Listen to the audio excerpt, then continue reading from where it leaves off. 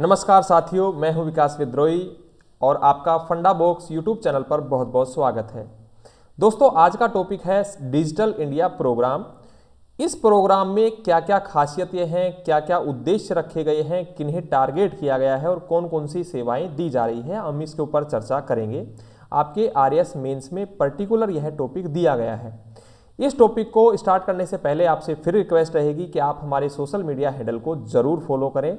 Civil times application को download करें जो कि प्ले स्टोर पर है।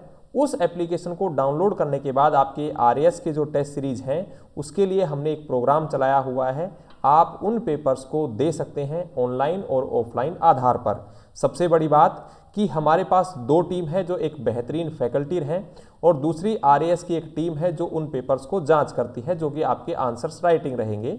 उन्हें दोहरे आधार पर मार्किंग की जाती है जिससे आप अपने आप को जांच पाएंगे कि कितना स्कोर आप कर पा रहे हैं। उसी स्कोर के आधार पर आपको गाइड भी किया जाएगा, आपको बताया जाएगा कि कहाँ आप दिक्कत कर रहे हैं। आप उसमें अपने आप को इम्प्रूवमेंट करने के बाद इस बार 2022 में बेहतरीन स्कोर करके अपनी सीट को कंफर्म कर सकते हैं।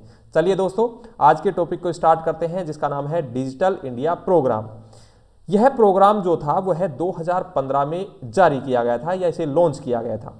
इसमें उद्देश्य ये रखा गया था कि बढ़ती इंटरनेट की मांग या इसकी कहा जाए कि इंटरनेट जैसे जैसे अपने पैर पसार रहा है उसी आधार पर गांव के वो पिछड़े हुए लोग या एरियाज जिनको कवर किया जाए इंटरनेट के माध्यम से और उनको वो सरकारी योजनाओं का लाभ दिया जाए जो ऑफलाइन आधार पर बहुत लंबे समय से अटक जाती हैं या जो कागजी कार्रवाई है वह प्रोसेस में धीरे धीरे आती है। इंटरनेट से आप सीधा किसी भी फॉर्म को अप्लाई कीजिए और अप्लाई करने के बाद आपका तुरंत प्रभाव से निस्तारण कर दिया जाता है। भारत के द्वारा चाहे ट्रांजैक्शन क्षेत्र रहा हो या फिर आपकी जो ट्रांसफर वगैरह मनी होती है वो रहा हो, आधार कार्ड रहा हो या फिर उमंग जो है डिजिटल लॉकर रहा हो, जनसंख्या को लेकर रहा हो, पेंशन को लेकर रहा हो, ये सारी की सारी जो योजनाएं जो हैं इस प्रोग्राम के तहत जोड़ दी गई हैं। अब ये क्या है, तो डिजिटल इंडिया योजना जो है इसका उद्देश्य रखा गया ग्रामीण इलाकों में हाई स्पीड इंटरनेट को जोड़ना और जोड़ने के बाद उन्हें उन लोगों को वो योजनाएं या उनसे जोड़ना जो भारत सरकार की योजनाएं या आपके कहा जाए जो सुविधाएं हैं उनसे रूबरू करवाना। डिजिटल इंडिया भारत सरकार के द्वारा शुरू किया गया, जैसे मैंने पहले बताया है। ये सरकार की बेहतर सेवाएं जो हैं ऑनलाइन आधार पर इंटरनेट कनेक्टिविटी को बढ़ाकर प्रौद्योगिकी के क्षेत्र में डिजिटल रूप से सशक्त बनाकर नागरिकों को उपलब्ध करवाई जा सके, इसका ऐसा क्या था, यह उद्देश्य रखा गया या मेन मोटिव रखा गया।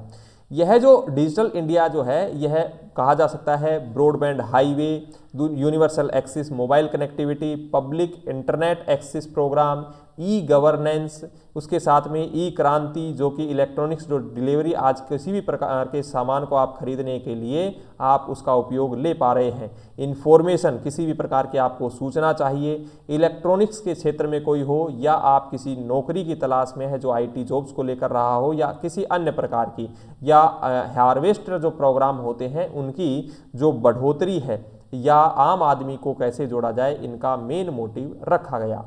डिजिटल इंडिया जो प्रोग्राम है इसके तहत मोबाइल में digital identity, digital locker, policies, rural services, ग्रामीण जो सर्विस सेवाएं हैं वो, एपीआई, साथ में डिजिटल डिवाइडेड या ब्रांडिंग, जो ये इस प्रकार की जो सेवाएं थी इस प्रोग्राम के तहत रखी जा रही हैं।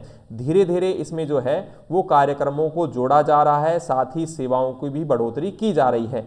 डिजिटल इंडिया कार्यक्रम जो है वो दृष्टिकोण से भारत के रूप में सशक्त समाज और ज्ञान अर्थव्यवस्था को बदलना है। लोगों को जागरूक किया जा रहा है कि धीरे धीरे लोगों का रुझान डिजिटल की ओर बढ़े जिससे वह बेहतरीन सेवाओं का उपयोग ले पाएं, उन्हें किसी प्रकार का विलंब ना हो, तुरंत प्रभाव से वह किसी भी चीज़ को एक्सेस कर सकें। प्रत्येक नागरिक के लिए है एक प्रमुख उपयोगिता रूप में डिजिटल इंफ्रास्ट्रक्चर उभर कर आया है। मांग और शासन की सेवाएं नागरिक डिजिटलीकरण की सशक्तिकरण को बढ़ावा दे रहे हैं। भारत सरकार समय समय पर इसके लिए कोई निष्कर्ष भी निकालती है, कंक्लूजन भी लेकर आती है, रोड मैप बनाती है, जिससे उस रोड मैप के आधार पर तैयार किया जाता है उसका ढांचा।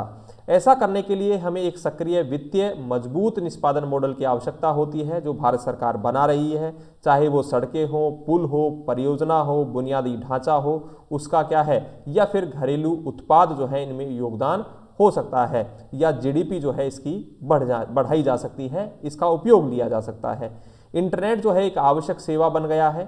इसी आवश्यक सेवाओं को जोड़ने के लिए, इस आवश्यक सेवा से बाकी चीज़ों को जोड़ने के लिए 21वीं सदी जो है वह महत्वपूर्ण और क्या कहा जाए बुनियादी ढांचे और निजी कंपनियों के साथ हाथ मिला रही है, जिससे आप लोगों तक या ग्रामीण तबके के लोगों तक बेहतरीन सेवाएं भेजी जा सकें।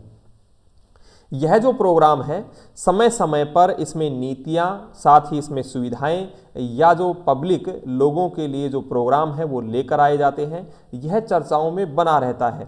आप थोड़ा सा इसमें ज़रूर R&D करें और R&D करने के बाद जो अपने जो नोट्स हैं उनको प्रॉपर तरीके से बनाएं और हमारे सोशल मीडिया हैंडल को ज़रूर फॉलो करें। बहुत बहुत धन्यवाद दोस्तों, थैंक यू।